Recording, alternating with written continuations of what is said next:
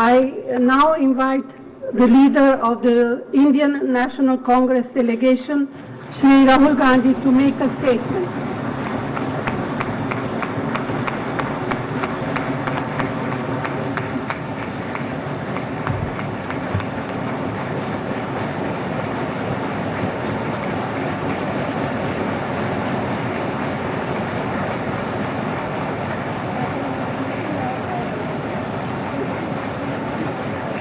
Srimati Sonia Gandhi, Chairperson of the conference, Dr. Manmohan Singh Ji, former Prime Minister of India,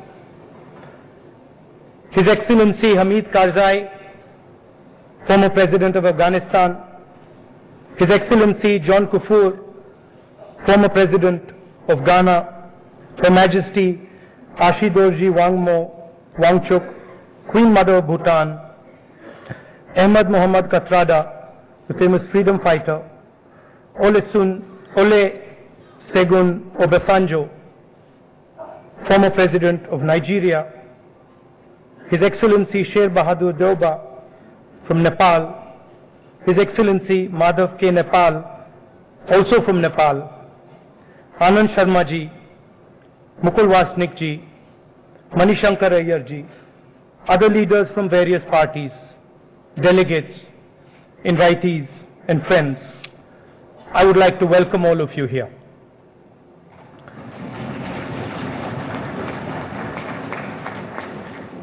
Two nights ago, I was sitting in my home preparing my notes for this address, and I wished very much that instead of just speaking to you, we could all go together and see some of Nehru's India.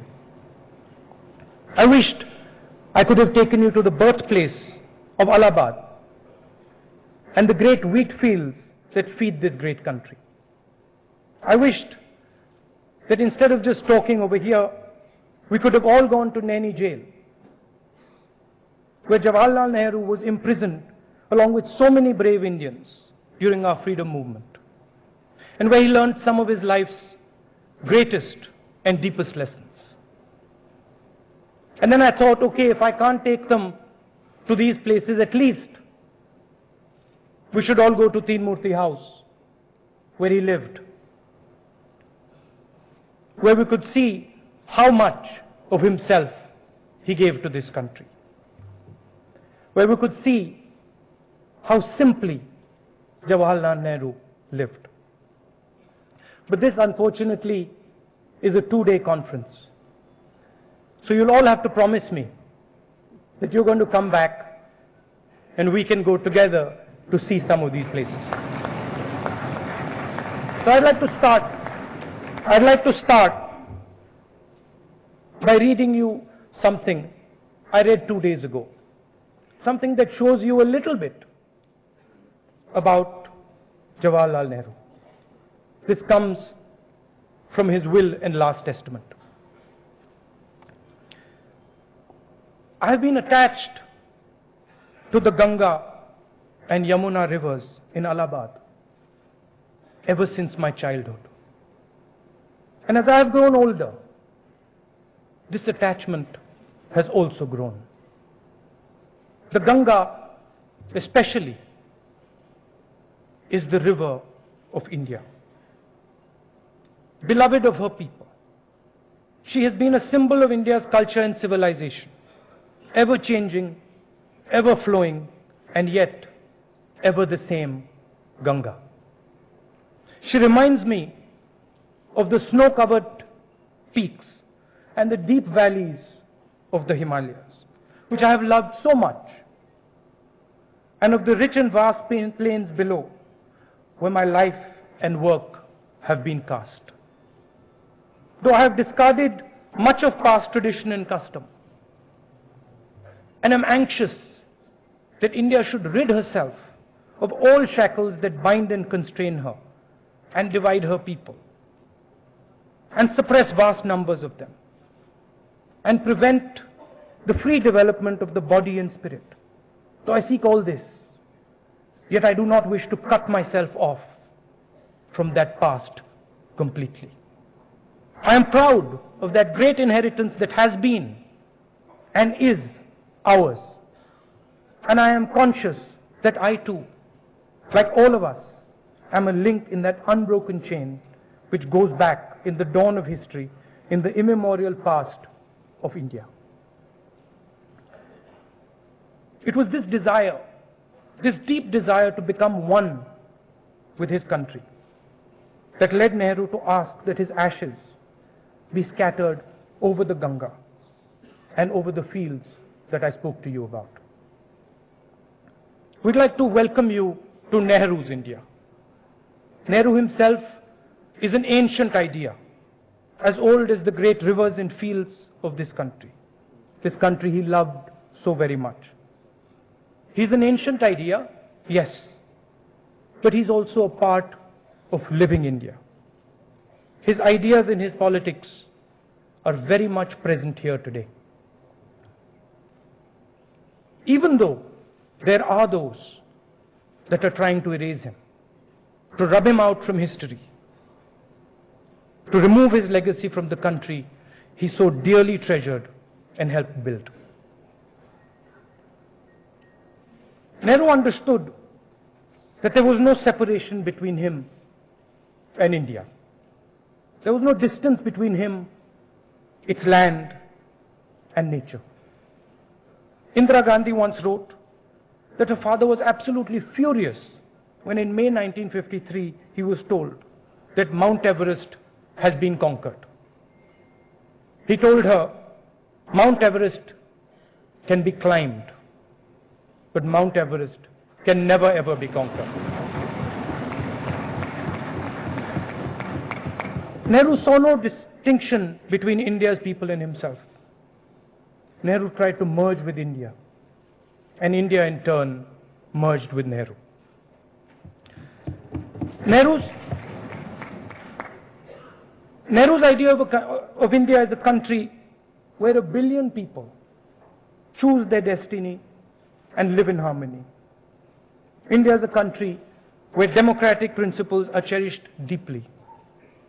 The poorest person in India understands what democracy is. Nehru developed and protected these democratic ideals, and that is why today India is a nation where 1/6 of humanity lives in peace. I thank all of you for joining us today, because it is especially important that we preserve this India, this peaceful India, this India that lives in harmony, Nehru's India, an India that is secular and tolerant. Today, this legacy that has denied no man or woman their voice, and that we have preserved, all of us have preserved and fought for close to 70 years, is more important than ever before. Nehru resonated with his countrymen because he was an expression of their way of thinking. Nehru was a man of ideas, but he was never an ideologue. He never forced his ideas onto anybody. He was a beacon to millions of Indians, and indeed to the world, because he represented freedom. Nehru's fight was for all of mankind, and that is why Nehru's imprint is felt not just in India, but across the world. Many people in Nehru's generation fought against imperialism. Imperialism at the time was the suffocating norm. It was what the powerful and rich world believed was their right over countries like ours, over people like us. To fight against imperialism in those days, when the entire weight of the world was stacked against you, meant one had to believe really deeply in freedom. It took Nehru a lifetime of struggle to understand and absorb an idea that he loved, to really see what freedom meant from the heart. Most people think that freedom is just the ability to act. You can do what you want, I'll do what I want. But freedom cannot be truly understood without an intimate experience of what the absence of liberty feels like, without the humiliation of what a lack of freedom feels like. When Nehru was freed from Naini jail, he was asked by his captors to sign their visitor's book.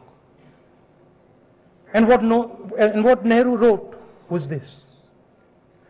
He thanked the British for imprisoning him. He thanked them because he learnt in jail. He thanked them for removing hatred and anger from his mind. Nehru left jail a completely free man. You can be in jail for many years. You can be in shackles and then be released into the world after your sentence has been served. And you can still walk away in chains.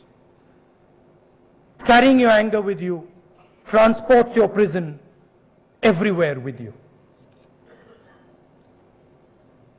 As the poet Samuel Qasim once wrote in his famous poem, End of a Talk with a Jailer,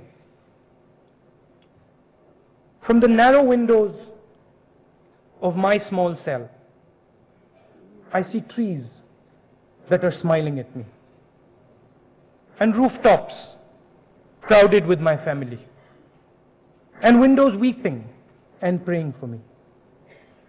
From the narrow window of my small cell, I can see your big cell.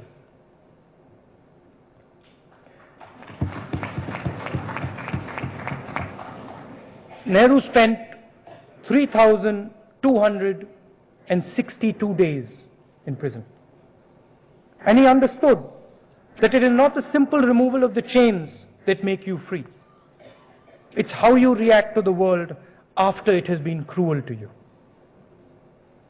Nehru walked away from jail a free man, and even Winston Churchill, who had long opposed him, fought him, said that Nehru was a man who had conquered hate and fear.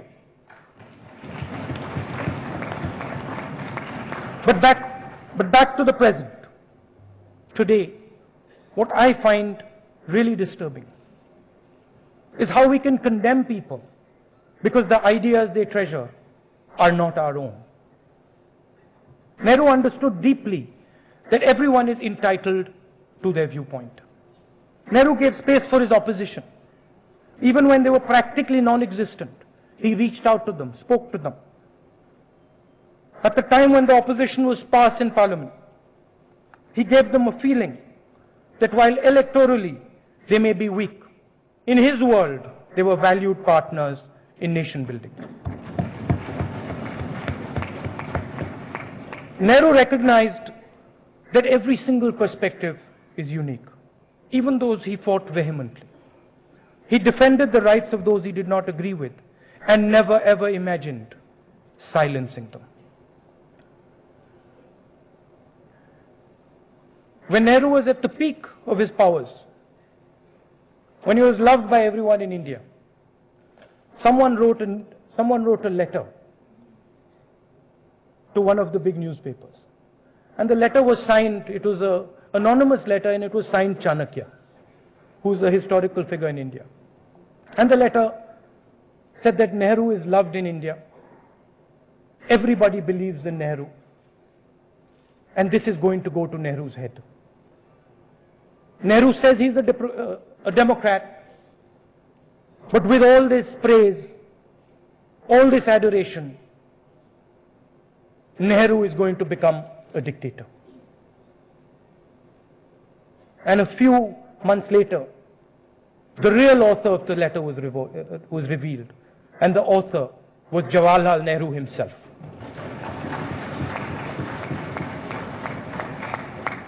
It was Nehru's ability to question, to stop and ask, to understand what was going on, rather than his desire to speak, that was one of his greatest strengths. We have spoken about democracy here. But true democratization is not simply the right to vote. It is about the devolution of power. It is about handing power to the weakest person in the room. It is about believing that when we hand power to the weakest person in the room, he will act in everybody's interest. It is about believing that when you give space to the weakest person, he has the capability to take this country forward. Democracy is an act of faith. It is not simply a physical process that takes place every 5 years. You know, today we take what we have for granted. We have elections every 5 years. But India could have gone in a completely different direction. That it became a liberal democracy, committed to the rule of law, to the independence of the judiciary, to the independence of my friends here, the press, was in overwhelming measure due to the first Prime Minister of this country.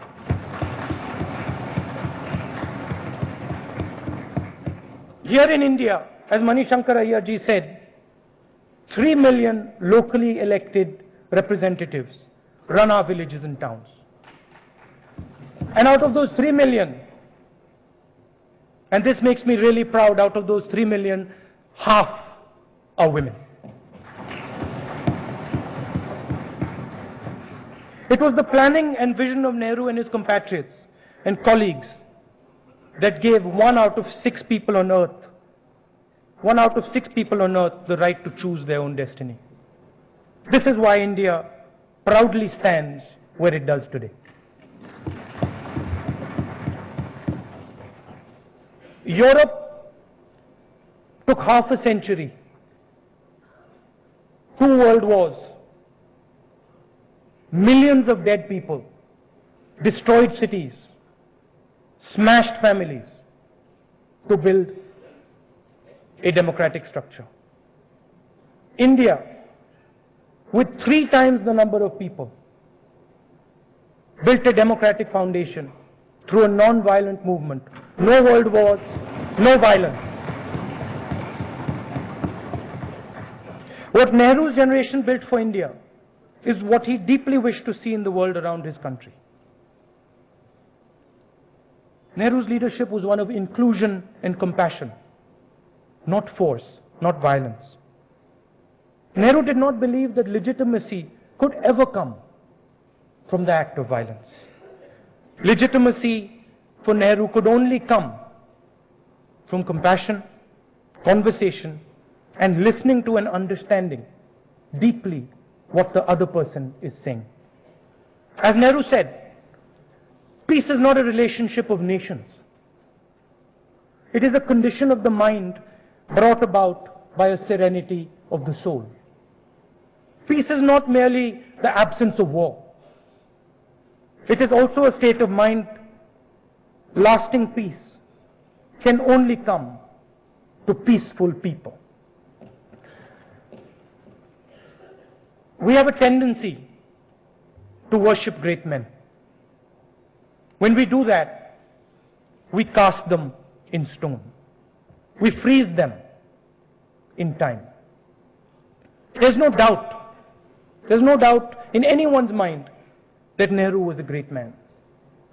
But more than a man, Nehru was a dynamic way of thinking, constantly evolving, forever compassionate.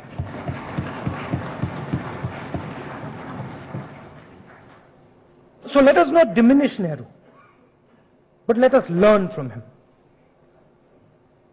Let us learn to stand up for what we truly believe is correct, no matter what the cost, no matter what the opposition. We should stand up for the truth. Let us cast aside the dead weight of hatred and intolerance. Let us learn from Nehru's example and give ideas the freedom to flow. Let us never suppress an idea simply because it did not originate from us. Thank you.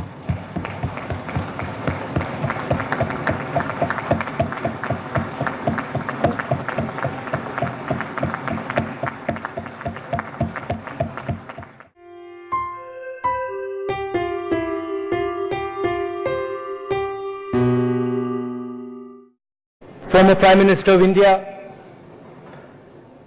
His Excellency Hamid Karzai, former President of Afghanistan, His Excellency John Kufuor, former President of Ghana, Her Majesty Ashidorji Wangchuk, Queen Mother of Bhutan, Ahmad Muhammad Kathrada, other leaders from various parties, delegates, invitees, and friends, I would like to welcome all of you here.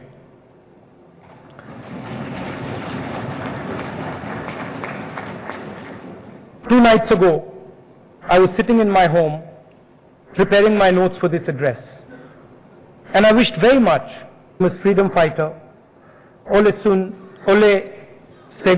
Obasanjo, former President of Nigeria, His Excellency Sher Bahadur Dauba from Nepal, His Excellency Madhav K. Nepal, also from Nepal, Anand Sharma ji, Mukul Vasnik ji, Manishankar Ayyar.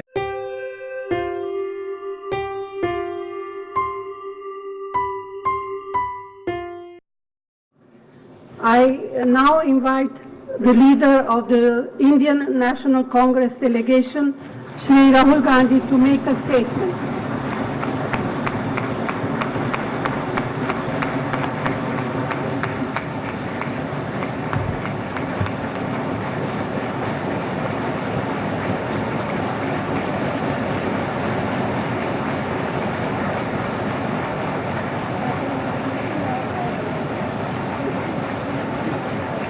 Srimati Sonia Gandhi, Chairperson of the conference, Dr. Manmohan Singh ji,